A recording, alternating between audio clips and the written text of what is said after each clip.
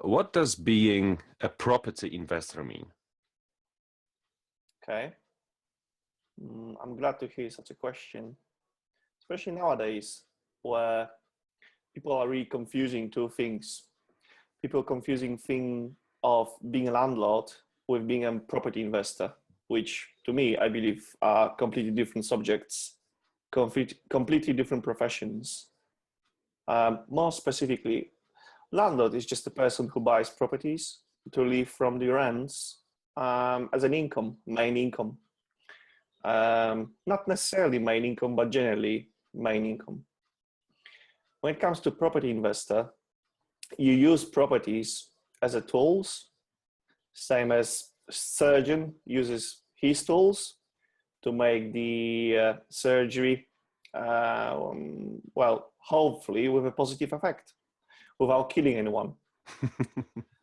And this is it that risky then? Well, depends on what's the risk you are involved in, and depends on the knowledge you've got. Depends on your wisdom and the fact that you can actually divide the things between those that you are familiar with and ready to do, and those that you have to leave for now, learn, study, make research, and then eventually get involved. So it sounds like the property investor is the person who needs to have already some knowledge, some wisdom, and be willing to learn new things. Absolutely. Absolutely. It's like never-ending studying. It's like open uni, but fees are higher. Mm-hmm. Especially when you start to invest, when you buy your first property, roughly 30, 40K. This is the fee for year one, I would say, at this uni. And the problem is that you can lose it. You can totally lose it. And you have to accept that, and you have to be aware of that. This is the risk you take as an investor. So main thing I would say, make sure that you don't spend all of your savings for uni. You have to live from something, and you cannot be, should I say, never-ending student, especially like a freshman, someone who just stays there in year one without progressing, without getting to sophomore stage and getting your degrees by degrees. By saying that, the way I see it is, make your first investment. Usually find the right help, right books, people with same attitude, with the same idea about this investment. Maybe look for someone who's got higher degree, PhD, professor, someone who can just help you out to do it first time. Obviously, it's going to cost you slightly more, but risk that way is going to be limited.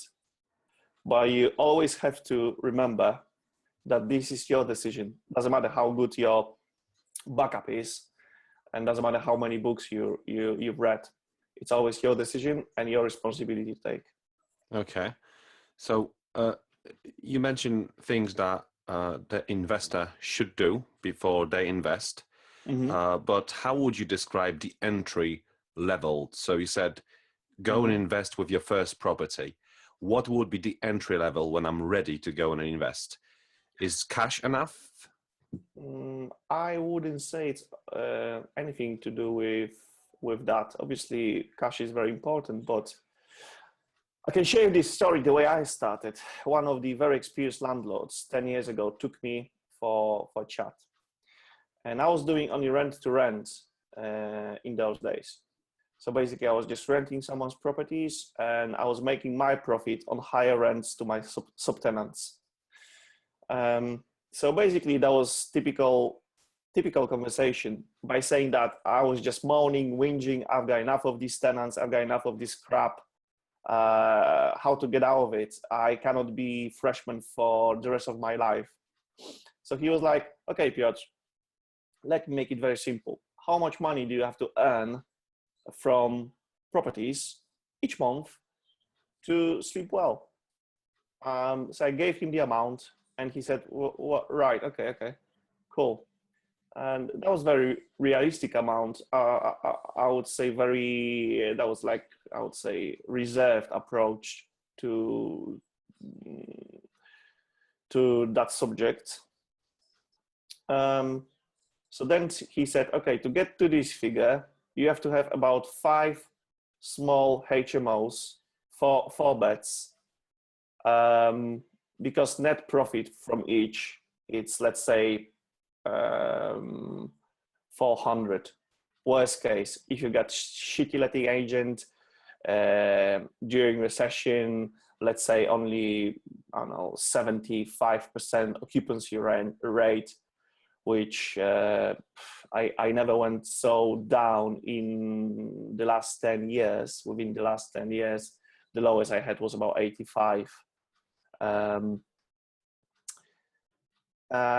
So, 400 times 5 gives you 2K. 10 years ago, having 2K in my pocket each month made me very comfortable. So then he asked me next question, which is, have you got enough money to buy 5 properties now? Obviously not. That was the answer. So he was like, okay, all right. So have you got any idea how to get there? I said, well, if I had, I wouldn't really talk to you, to be fair. So then he introduced me to something I never heard about, which is to buy and sell, or buy and refinance property with significant income on that end stage of refinancing or selling the end product. So buy a property where you can extract its potential by refurb, by getting more planning permissions, by making it bigger, by significant alterations, structural alterations, or by changing the use of property to different use, which potentially could bring you more cash. And this is how I started buying and selling properties 10 years ago. My first flip, that was residential. I just bought the house. I've made a refurb. It was very small project, and I've made 8K net on my first flip, just without any help. Direct help, without any mentoring, without anyone pointing things, right directions with a finger. I know now, if I had someone like that, I would make at least 25K on that. From that property. Flip. Yeah, 10 years ago. Mm-hmm. I know that because I've made calculations with my knowledge, the knowledge I've got now. What I would do 10 years ago would give me, in very, very pessimistic outcome scenario, 25K at least. But I've made 8K. As a sophomore. 8K. I think it's a good reward. It's much more than 2. There you go. So it's a good money, especially when you say you were an entry level.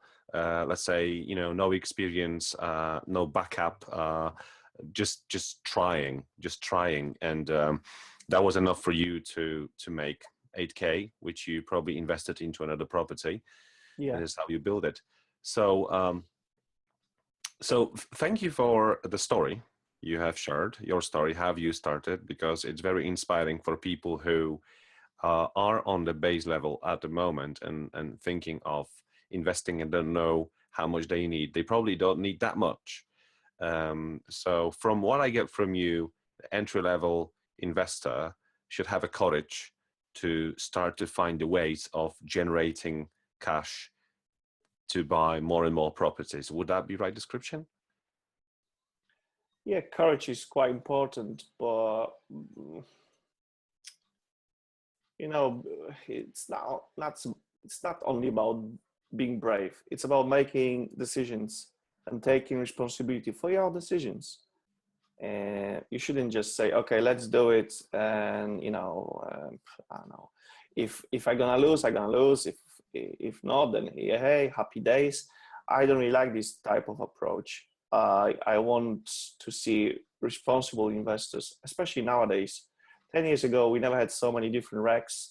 We haven't had so many different changes, amendments in legislation that significantly increases the risk of being invested, especially in HMO sector. Probably that's a subject for a separate conversation. Yes. But I can see that generally the trend is that this government wants to see investors that are highly qualified. And they are actually doing everything in favor of such people. They don't really like all of these so-called slumlords, which to me are just simply opportunists. They don't want to see them anymore. Obviously, they've got their own interest to not to see them, but this is only my belief and my opinion. And we have to accept that. There's nothing we can do about it.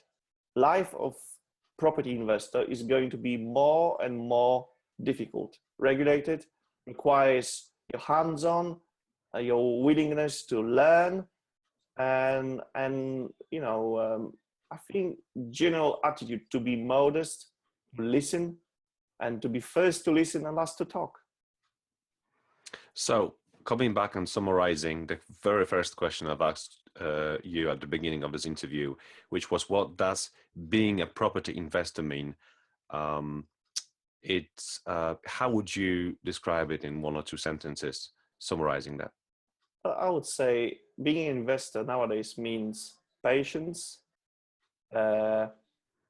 proper, modest approach, being responsible, that awareness that it's your decision each single time. It's always your decision, not your broker, not your solicitors, not your friends. It's always yours. And I think these are, to me, the main few things that I would like to expand, and I would like to take of in myself as a property investor. Thank you. Thanks very much.